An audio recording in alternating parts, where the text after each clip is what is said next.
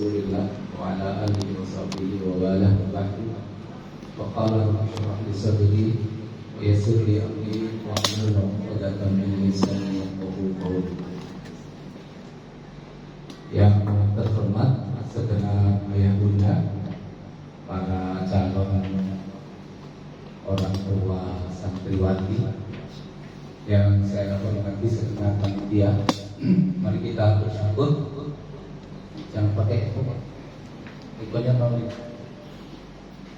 Mari kita bersyukur kepada Allah Subhanahu wa taala atas segala rahmat dan karunia-Nya.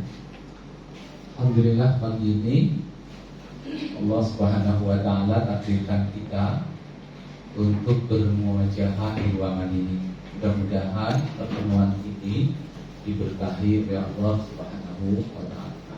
Salawat serta salam kita sanjungkan pada baginda Nabi besar Muhammad sallallahu alaihi wasallam, pada keluarganya, sahabatnya dan seluruh pengikut. Ayah bunda yang saya hormati, pertama saya ucapkan terima kasih dan selamat datang di MTS Negeri 6 Jakarta Timur. Saya memandang ayah bunda sangat beruntung atas karunia Allah ini, di mana ayah bunda berani memprioritaskan putrinya untuk mengikuti program pendidikan di madrasah kami melalui program boarding. Imam Syafi'i radhiyallahu anhu itu menyebutkan 6 kunci ilmu. Lan tanalul ilm illa bisittatin, dan di antara 6 itu yang ingin saya sebutkan hanya satu, yaitu wasuhbatu ustadi, bimbingan para guru. Nah, sebelum saya menerangkan ini, izinkan saya memperkenalkan diri terlebih dahulu, karena nanti insya Allah kalau diterima akan ada taaruf lebih detail. Tapi supaya sekarang ayah bunda jangan ada yang punya rasa ragu-ragu terhadap kami. Secara pribadi saya dididik di madrasah ibtidaiyah negeri, lalu melanjutkan ke madrasah tsanawiyah negeri. Setelah itu saya pondok ya di Pondok Jamsaring Solo sekitar 5 tahun, sambil sekolah sambil kuliah. Lalu saya meneruskan di Ma'had Utsman bin Affan sampai Mustawarobi. Sambil kerja saya meneruskan kuliah S2 di manajemen pendidikan Universitas Pakuan Bogor. Kemudian saya meneruskan lagi di S3 di Universitas Pakuan manajemen pendidikan juga. Ini sekilas yang ingin saya sampaikan, supaya ayah bunda dari sekarang mulai tahu potretnya DS6, gitu ya, kepala madrasahnya seperti ini. Karena kunci pendidikan itu wasuhbatu ustadi, salah satunya bimbingan para ustadznya. Jadi jangan sampai ya bunda menyekolahkan putra putrinya apalagi boarding ya 24 jam, ternyata keliru pilihannya, akhirnya menyesal.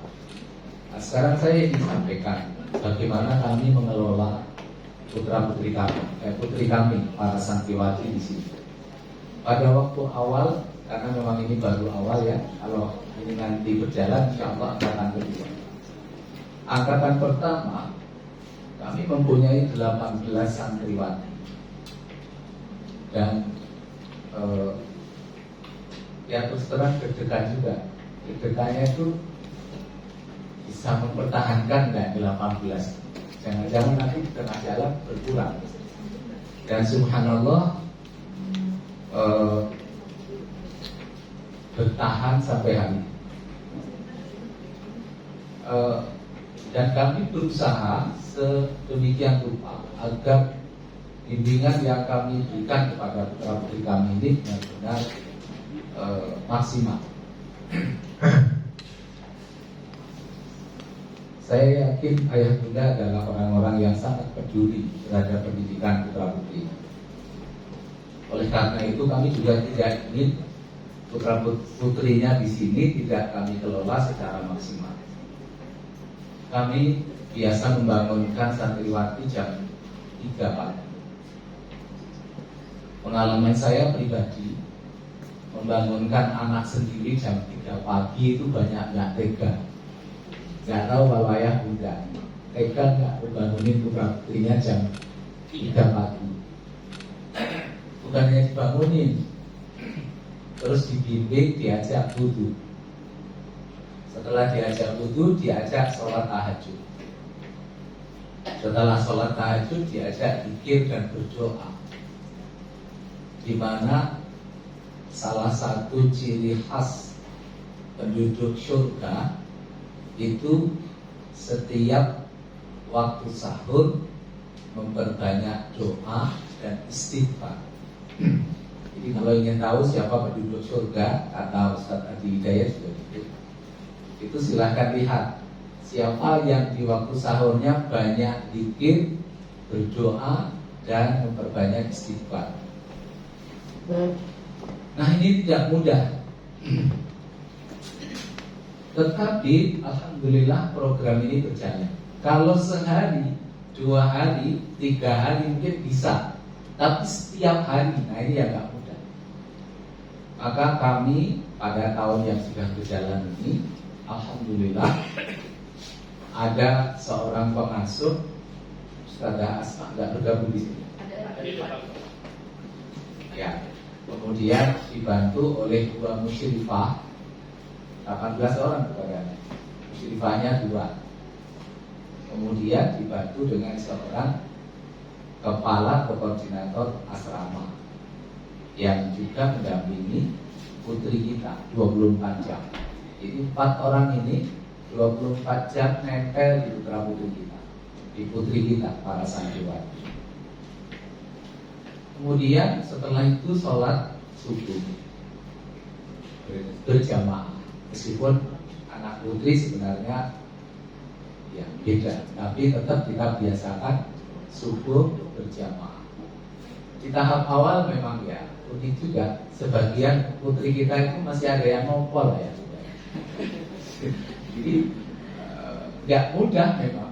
Di pekan-pekan awal kayak apa ya?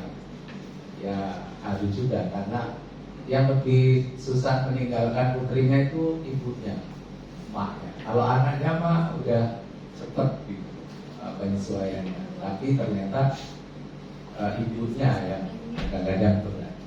Jadi nanti kalau diterima, saya minta udah diikhlaskan saja. Ini cuma mau belajar, bukan mau ditinggal di jiwatin, ghairi di zar'ain.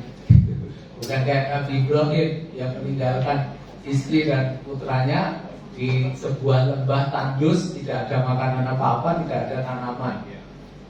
Ini ada di sini teropeni insya Allah. Bayangin setelah tadi sholat subuh selesai, diajak hafalan Al-Quran.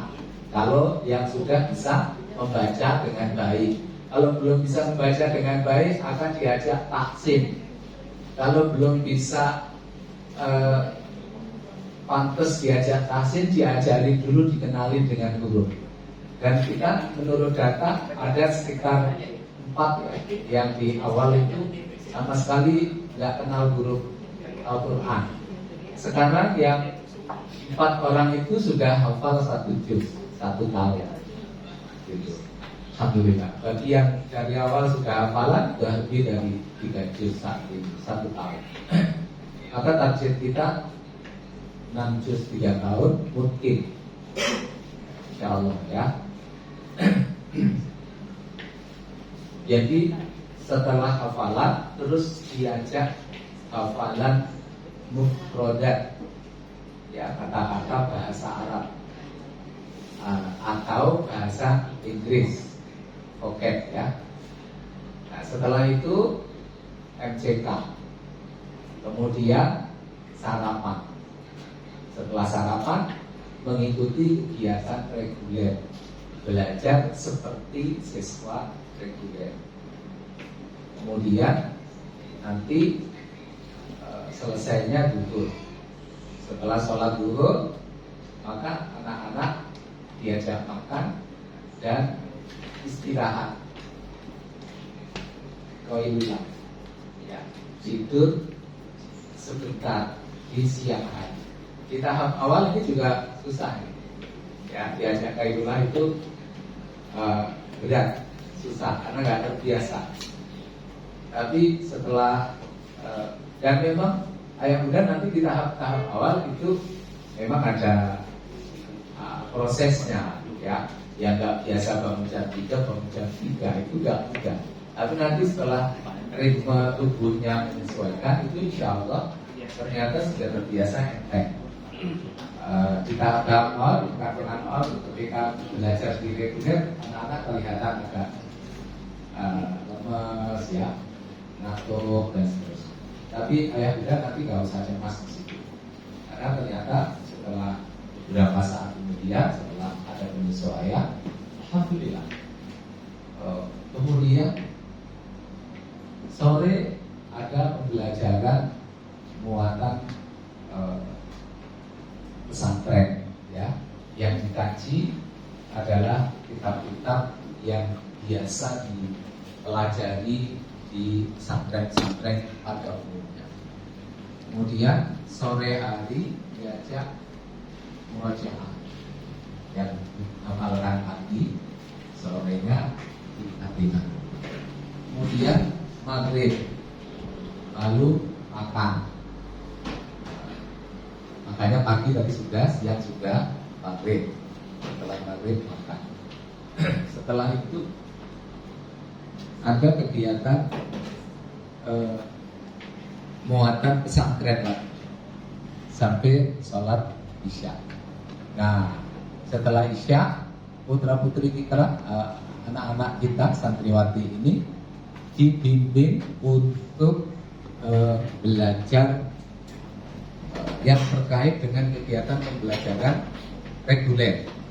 Jadi kalau ada PR, kalau ada tugas, memang yang sekarang berperan menggantikan posisi ayah bunda di asrama adalah pengasuh dan musyrifah. Oleh karena sekali lagi tadi saya sampaikan, musyrifah dan pengasuh itu berada di asrama 24 jam. Dan saya terus terang terharu kepada para musyrifah dan pengasuhnya di sini. Saya kalau pagi-pagi itu menyaksikan betapa kedekatan antara pengasuh dengan santriwati, antara musyrifah dengan santriwati itu sangat bagus. Ya, pagi-pagi ketika mau berangkat dilepas satu persatu, dilihat pakaiannya seperti apa, dielus-elus. Masya Allah, saya harus sekali melihat. Yang itu bisa jadi nggak sempat dilakukan oleh ayah bunda di rumah. Tapi di sini dikondisikan, subhanallah, seperti itu. Dilepas, kemudian belajar dan seterusnya. Dan alhamdulillah juga diawasi secara ketat. Ya, kalau ada anak yang makannya kira-kira kurang semangat, ditanya. Dan kita biasa ada kayak semacam angket untuk menjaring bagaimana anak merespon makanan, karena makanan itu penting, ya. Jadi di sini ini dilayani dengan cara masak sendiri oleh tukang masak. Kita ada dapur, ada tukang masak. Kita masak sendiri. Menu disesuaikan dengan kombinasi ya antara kesukaan anak dan kebutuhan anak. Gitu. Karena kalau ngikutin kesukaan anak, maunya anak tuh nggak mau makan sayur. Nah, kita kadang-kadang perlu pendekatan kepada anak-anak. Jangan sampai anak nggak mau makan sayur, maunya makanan-makanan yang instan. Nah, kita nggak ingin seperti itu. Kita beri pendidikan kepada anak-anak tentang makan.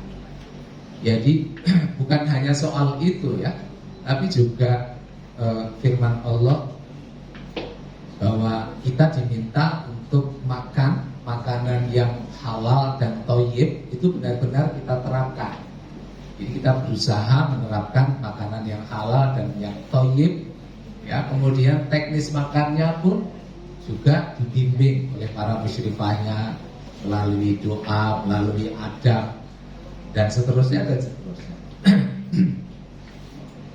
Ya, saya kira itu yang sekelumit bisa saya sampaikan. Tujuan ini saya sampaikan kepada ayah bunda agar tidak ragu-ragu, gitu ya, karena memang kita baru mau angkatan kedua, jadi belum kelihatan track recordnya.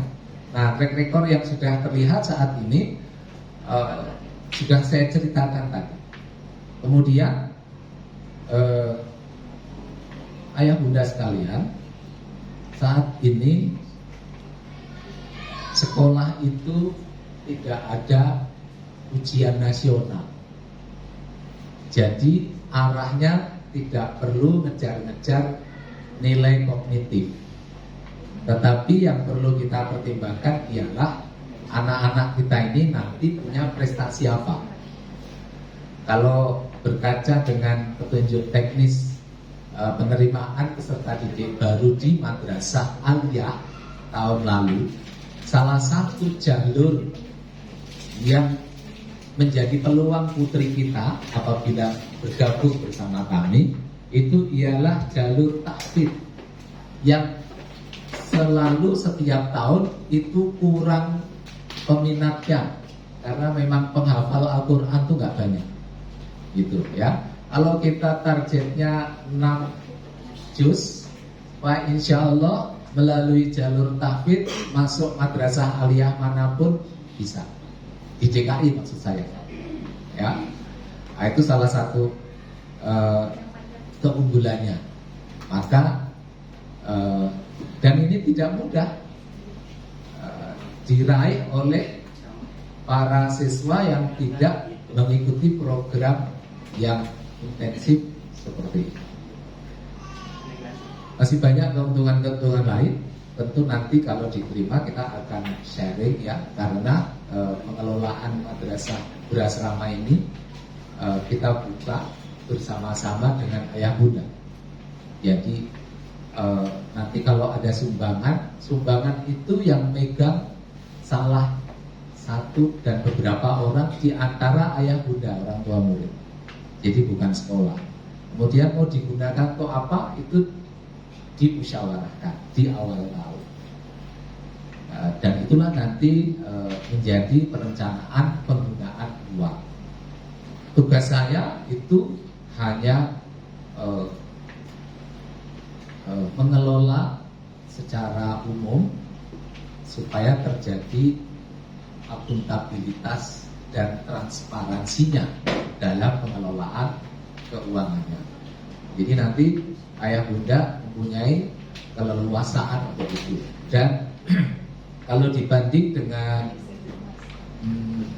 pesantren yang lain, keunggulan kita di sini gurunya sudah digaji oleh negara bagi guru yang PNS dan honorer yang memang sudah terdaftar di madrasah ya.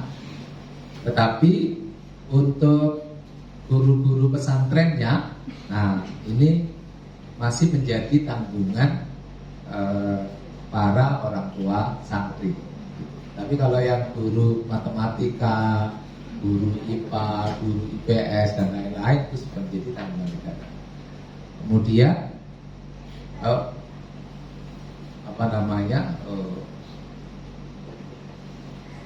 kurikulum yang nanti kita akan pergunakan itu kombinasi dan semua sesuai dengan petunjuk teknis dari Kementerian Agama, yaitu kurikulum reguler yang terdiri dari 15 mata pelajaran dan kurikulum pesantren yang memang sesuai dengan petunjuk teknis yang ada. Nah, saya kira kalau soal itu nanti kalau sudah diterima ya, nanti teknis belajarnya gimana dan seterusnya itu kita akan terangkan lebih terang lagi, sehingga harapannya nanti terjadi kolaborasi antara kekuatan yang ada di madrasah dengan kekuatan yang ayah bunda miliki, sehingga layanan untuk para putri kita benar-benar maksimal ya. Insya Allah cita-cita hafal 6 juz itu bukan mimpi, tapi insya Allah akan terwujud karena buktinya 18 plus 1 ya sekarang 19 santri kita sudah punya kemampuan hafalan seperti itu, dan saya kira ini yang akan menjadi penolong kita nanti di surga ya insya Allah. Oleh karena itu saya minta semangat ya ayah bunda ya untuk mengikuti kegiatan ini, dan nanti kalau sudah dinyatakan diterima ya jangan tergoda oleh rayuan sekolah atau madrasah lain atau pesantren lain, supaya kami sayang kalau sampai bangkunya kosong. Sayang saja karena sudah ada asramanya, ada fasilitasnya, ada gurunya, ada segala macamnya. Kalau sampai kosong itu sayang sekali gitu. Jadi kami ingin shuttle 32 dan tidak ada pembukaan tahap berikutnya. Ini sudah terakhir. Kalau terisi ya sekarang, nggak terisi ya sekarang. Ini sudah terakhir setelah ini, sehingga nanti harapannya 32 bangku dan kamar yang ada itu benar-benar maksimal terisi, sehingga kami bisa melayani sebagaimana amanah yang harus kami emban. Mudah-mudahan saya doakan semua bisa lulus. Tapi tetap dipilih.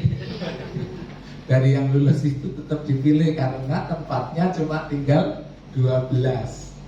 Ya, maka silakan ditampilkan yang terbaik hari ini.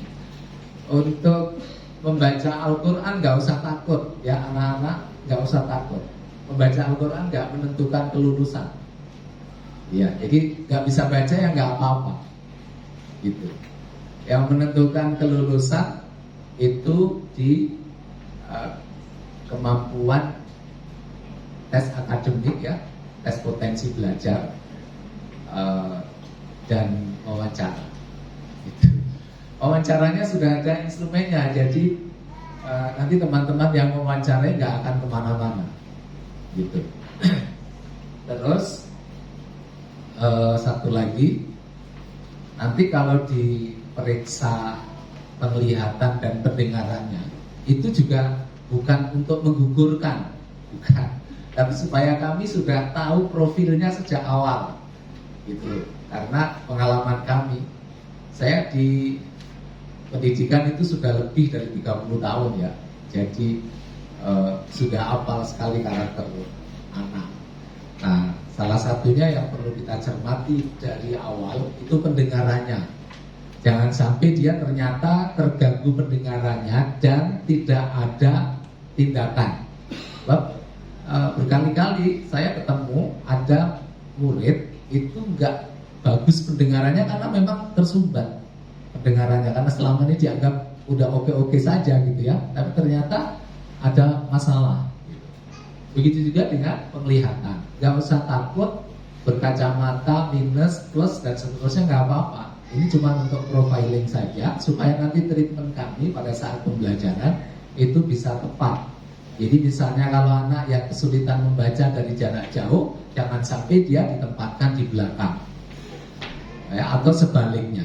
Jadi nggak usah takut kalau nanti diperiksa, nah baca ini dan seterusnya. Orientasi kita bukan untuk menggugurkan anak ya, tetapi hanya sekedar untuk profiling ya. Saya kira itu yang bisa saya sampaikan kepada anak muda. Selamat mengikuti kegiatan ini hingga akhir. Semoga Allah Subhanahu wa taala memberikan takdir yang terbaik untuk kita semua. Terima kasih. Wallahu muwaffiq ila aqwamit thoriq. Wassalamualaikum warahmatullahi wabarakatuh. Waalaikumsalam warahmatullahi wabarakatuh. Syukran kasir kepada Raisul Madrasah Hukumiyah Sittah Jakarta Syarqiyah.